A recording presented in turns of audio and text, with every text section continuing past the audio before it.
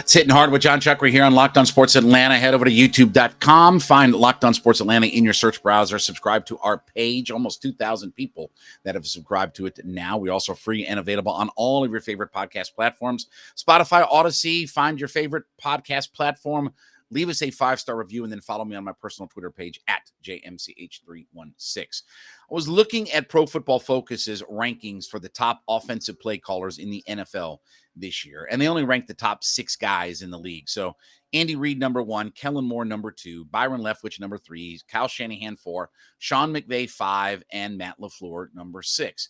And I didn't expect Arthur Smith to be on that list or anything like that of the top 6 guys, but it got me to thinking about, in year 2 of play calling for Arthur Smith, how much better does he need to be for this offense? Because look, this is an offense in a massive, let's not underestimate, massive transformation. As the 14-year entrenched quarterback, franchise player, potential Hall of Famer at quarterback is gone. The most important player that's ever been in the history of the Atlanta Falcons is gone now. You've completely revamped what was one of your big strengths over the last, really 5 years, your wide receiver room, where when it was Julio, Ridley, Sanu, Roddy White, all the guys that they brought in and out in this wide receiver room over the last really more than 5 years, probably, 7, 8 years, that room is completely revamped. And you're not the same kind of running team. And, you've got all these, potential struggles on the offensive line that you got to really start getting fixed. I saw where Drew Dahlman was taking a lot of first-team reps and things like that. Okay, I'll be honest with you. Drew Dahlman's the same player that Matt Hennessy is. There's no difference. And the difference is this team this group of guys didn't draft Matt Hennessy, but they did draft Drew Dahlman, right? So there's a little bit more loyalty there.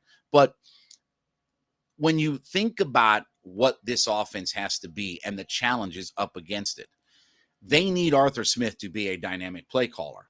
Now, where would Arthur Smith rank right now among play callers? And part of it is you have to factor in his time at Tennessee in this as well, because he only had 1 year here where he's had to be both play caller and head coach. And I know Dave Ragone's the OC. This is Arthur Smith's offense. This is his offense all the way, about what their style, philosophy, everything is. That this is no Dave Ragone imprinted offense. This is Arthur Smith's offense.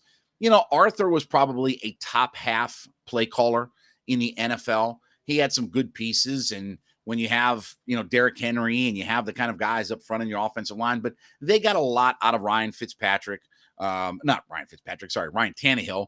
got a lot out of, is there really any difference between those two guys? But they got a lot of Tannehill.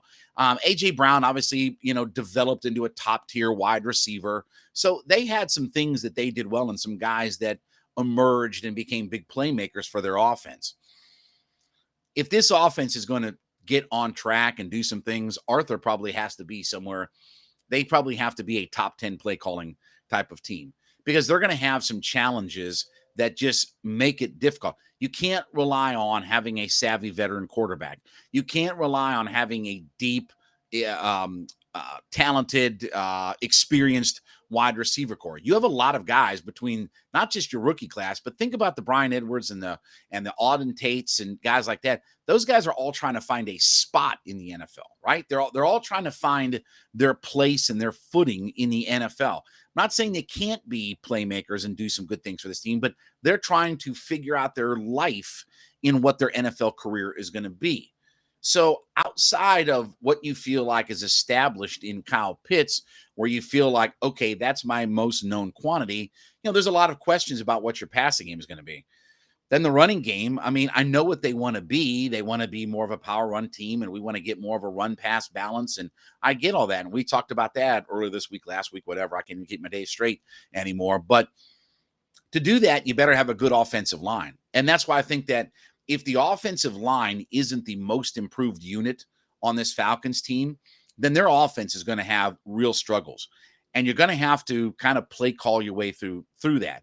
Now, we know that they have to be a better red zone team. And if you're going to sell me on the idea of, oh, we got Kyle Pitts and we got Drake London and we got all these big guys and this, that, and the other, okay, then you better find a way to put up lots of touchdowns. The only reason, if you tell me that the only reason we don't score a ton of touchdowns is because we have an inaccurate quarterback, I'll give you a pass. But if it's because guys aren't getting open, or I don't want to hear about double teams and all, because every top flight guy in the NFL is double teamed. Okay. I mean, that's why they put 6 defensive backs on the field. Everybody that's top tier is going to get double teamed. You have to get guys that are better. You have to get guys that get open, and you have to scheme your way through some of that as well. And if we can't run the football effectively down in the red zone, when it's 3rd down and goal from the 2.5-yard line, you got to punch that in. I have to be able to trust my offensive line and the running backs. I got to be able to, if I need to line up, I got my offensive line. I got Keith Smith, and I'm going to put Tyler Algier behind him in the I formation, and we're going to run it right up through and get a touchdown out of it. Fine. But all of that has to happen this year. And that's a lot about play calling. That's a lot about doing some things, and, maybe throw a trick in here and a trick in there, a little bootleg here, a little rollout guy here, and a beep, bada boop, bop, bop, bop, you get a little bit of that going. Okay, fine.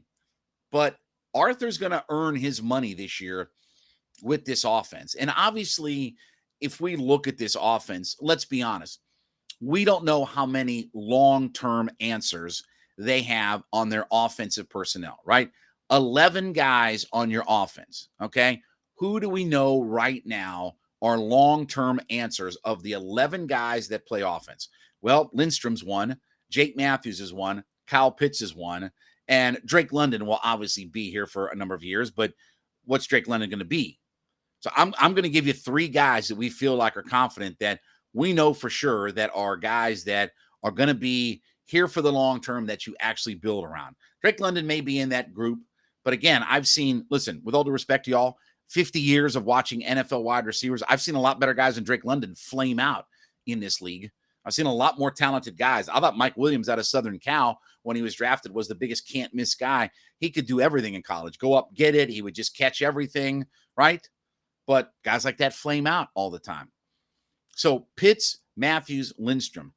Right now, that's the 3 guys I say, okay, I can build my offense around those guys. That's not a comfortable feeling.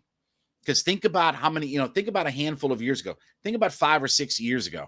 Well, Matt and Julio and Sanu and Ridley and Jake and, Lindstrom or this guy or that guy, Alex Mack or this, it looked a lot different in our offensive personnel, didn't it?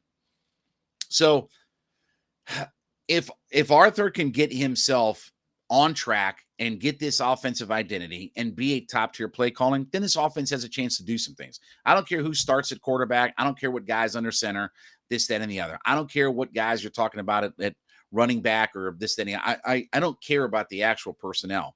Part of in the NFL is you have to scheme your way through some things, right? And again, look at what some of these top-tier guys that when we talk about top-tier play callers. Well, Andy Reid's got his franchise quarterback. The Cowboys feel like they have their franchise quarterback.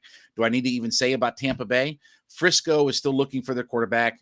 The Rams have their franchise quarterback, and the Packers have their franchise quarterback. So outside of the San Francisco 49ers, who do have a dynamic play caller, everybody's got their franchise quarterback. That's where it starts in the NFL. And when you don't have that, you better be able to scheme your way through some things and figure out how to maximize the talent that you have. All right, we thank you so much for being a part of the show today. Thanks for making Hittin' Hard your first listen. We ask you to make ATL Day Ones your second listen. My buddies Jarvis Davis and Tanitra Batiste, they speak to the heart of the city of Atlanta, talking all things Atlanta sports. Follow them on our YouTube page as well, Locked on Sports Atlanta. Subscribe to that page today. Also, find us free and available on all of your favorite podcast platforms, Spotify, Odyssey. Pick one of your favorites, subscribe, or leave us a 5-star review, there as well. And then follow me on my personal Twitter page at JMCH316. Everybody have a great weekend. We will be back next week on a Monday. It is Hittin' Hard with Jon Chuckery on Locked on Sports Atlanta.